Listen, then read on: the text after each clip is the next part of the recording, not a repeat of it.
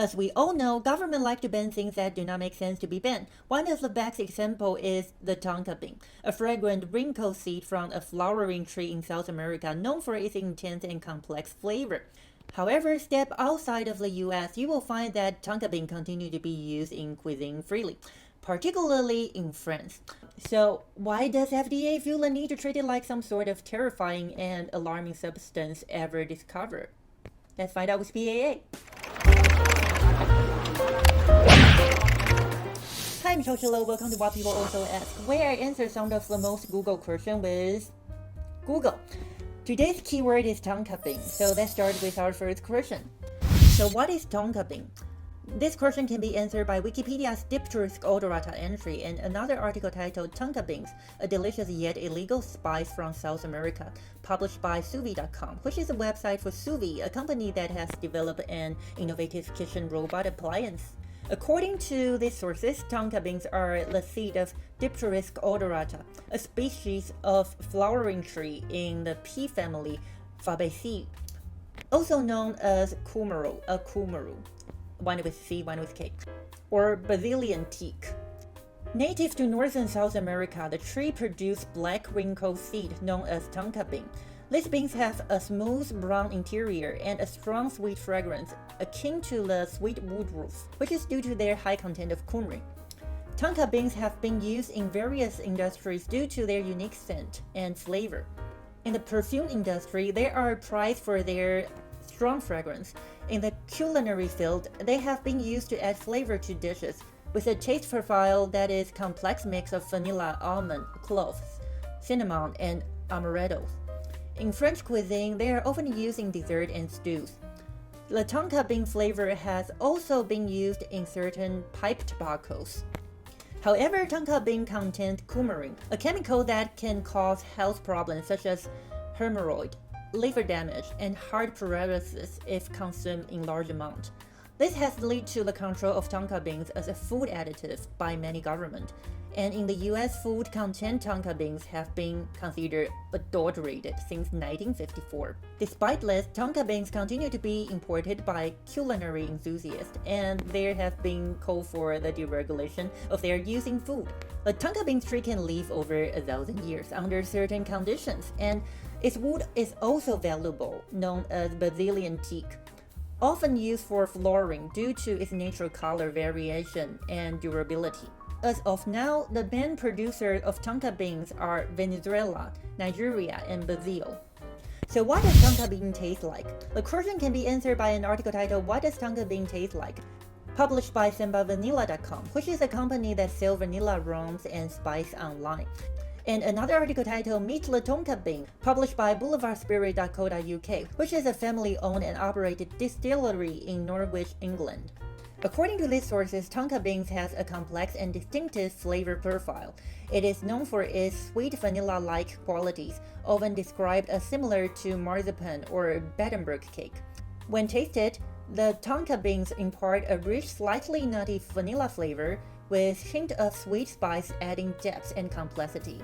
Additionally, the Tonka bean's flavor is known to contain notes of almond, cinnamon, and cloves. The bean is quite potent with a very intense flavor, so it should be used sparingly. Despite its intensity, even in small doses, the Tonka bean's sweet taste and aroma can significantly enhance various dishes. It pairs particularly well with chocolate, vanilla, coconut, and fruit, making it a popular choice in both sweet and savory dishes. Lastly, it is important to note that the Tonka bean needs to be used responsibly due to its potency because too much of it can be toxic. In the kitchen, it's typically either infused and used in water to prepare dishes or it's grated, much like nutmeg. So in summary, Tonka bean's flavor can be described as rich, sweet, and spiced vanilla-like taste with additional note of almond, cinnamon, and cloves. So is Tonka bean illegal? Why is it illegal? The question can be answered by an article titled A Delicious Flavor with a Toxic Secret, published by BBC, and another article titled A Tonka Bean, an ingredient so good it has to be illegal, published by The Atlantic, as well as an article titled The Real Reason Tonka Beans Are Illegal in the US, published by Mesh.com, which is a food-focused website that offers a wide range of content about food and drink.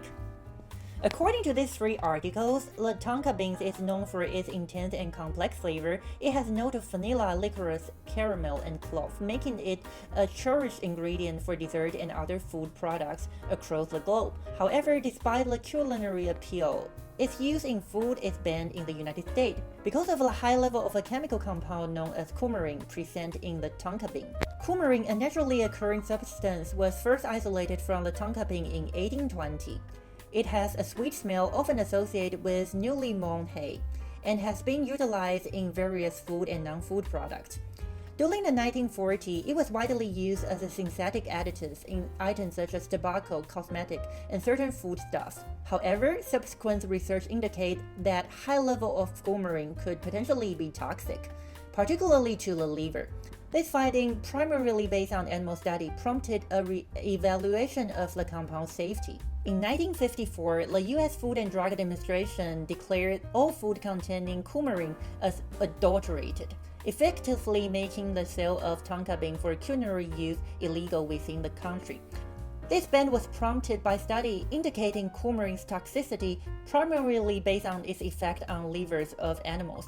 While the actual safe limit for coumarin intake in humans are somewhat uncertain due to the lack of human trials, the legislation erred on the side of caution, with a wide safety margin factored in. This law, although based on research and evidence available in the 1950s, has been a subject of controversy. Coumarin occurs naturally not only in tonka bean but also in other commonly consumed plants such as cinnamon, lavender, and licorice, leading to questions about the inconsistency of the regulation. It's worth noting that the fear associated with coumarin often stems from the common misconception that it is a blood thinner.